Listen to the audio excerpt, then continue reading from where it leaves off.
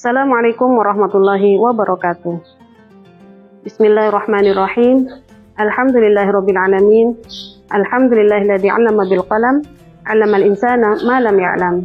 Allahumma shalli ala sayyidina Muhammad wa ala ali sayyidina Muhammad, amma ba'du. Yang kami hormati Ibu-ibu Dharma Wanita Persatuan Kementerian Agama Kabupaten Bangkalan serta seluruh pemirsa yang dirahmati Allah. Bulan Ramadan telah berlalu. Bulan tarbiyah, bulan pendidikan, dan bulan di mana kita di dalamnya banyak berlatih beramal soleh. Sehingga dengan demikian, rasanya kita ingin selalu mengamalkan amalan-amalan yang sudah kita lakukan di bulan Ramadan, termasuk juga puasa. Untuk itu, dalam kesempatan ini, saya ingin membawakan sebuah tausiah, bagaimana adab menerima tamu jika kita sedang berpuasa sunnah. Baik. Puasa sunnah di bulan Syawal adalah puasa yang keutamaannya sangat besar. Jadi dikatakan dalam sebuah hadis, man shoma ramadhana fa atba'ahu sittan min Syawal kana kasawmi dahr. Barang siapa yang berpuasa Ramadan, kemudian diikuti 6 hari di bulan Syawal, maka dia bagaikan berpuasa 1 tahun. Sehingga sayang sekali jika puasa Syawal ini untuk dilewatkan. Apalagi para ulama sepakat bahwa puasa Syawal disunahkan untuk segera dimulai setelah Hari Raya Idul Fitri, sehingga keesokan harinya. Padahal pada hari-hari tersebut adalah hari-hari yang kita juga banyak menerima tamu, atau kita sendiri menjadi tamu. Dan menerima tamu itu sendiri juga merupakan keutamaan yang besar. Dalam hadis dikatakan, man kana yu'minu billahi wal yawmil akhir falyukrim dhaifahu. Barang siapa yang beriman kepada Allah dan hari akhir, hendaknya dia menghormati tamunya.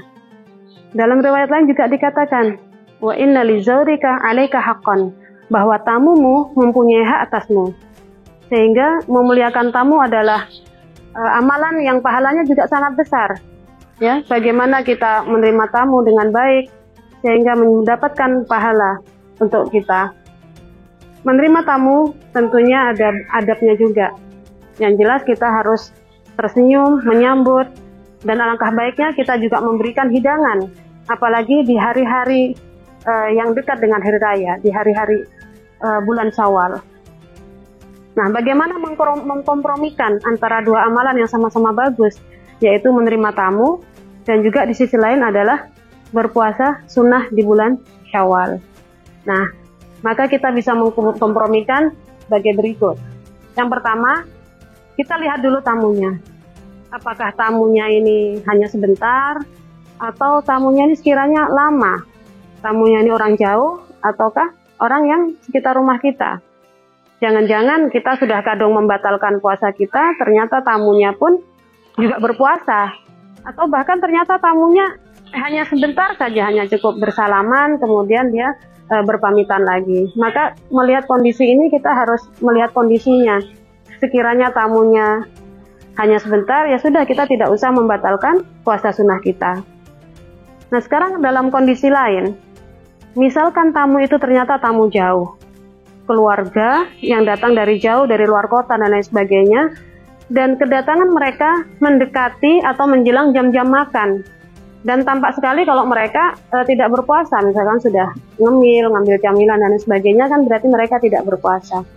Nah, ini kita lihat dulu, kiranya ada anggota keluarga kita yang lain yang menemani mereka makan, maka itu membuat mereka nyaman, dan itu tidak apa-apa.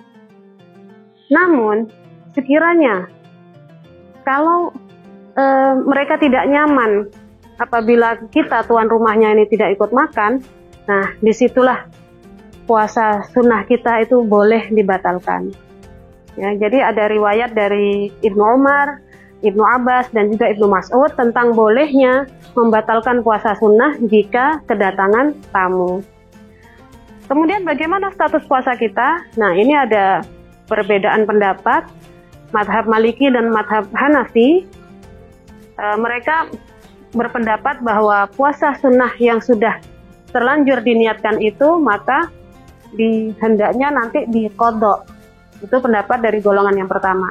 Akan tetapi di Madhab Syafi'i dan Hambali, apabila kita membatalkan puasa sunnah, maka tidak ada kewajiban untuk mengqadha'nya. Nah, itu.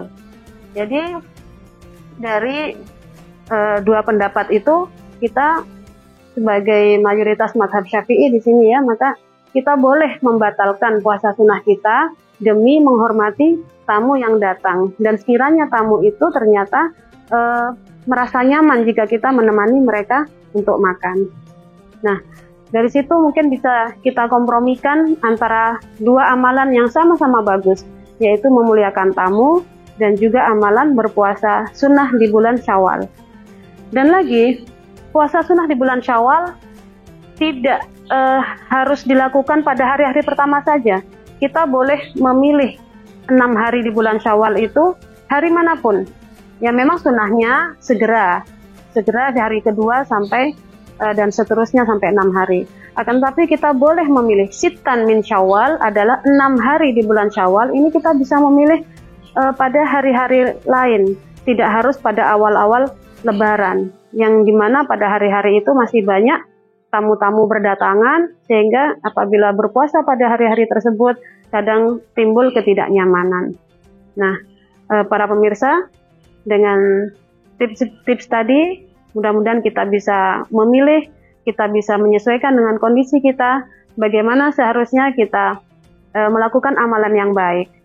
Sehingga Ramadan yang sudah berlalu, yang sudah mengajarkan kita banyak hal, baik itu menjaga hati, juga menjaga keimanan, kita bisa berlatih untuk memilih mana kesunahan-kesunahan yang lebih baik dan nyaman untuk kita praktekkan, hablum minan nas maupun hablum minallah. Demikian yang bisa kami sampaikan, mudah-mudahan bermanfaat. Wallahu muwaffiq ila aqwamit thoriq. Wassalamualaikum warahmatullahi wabarakatuh.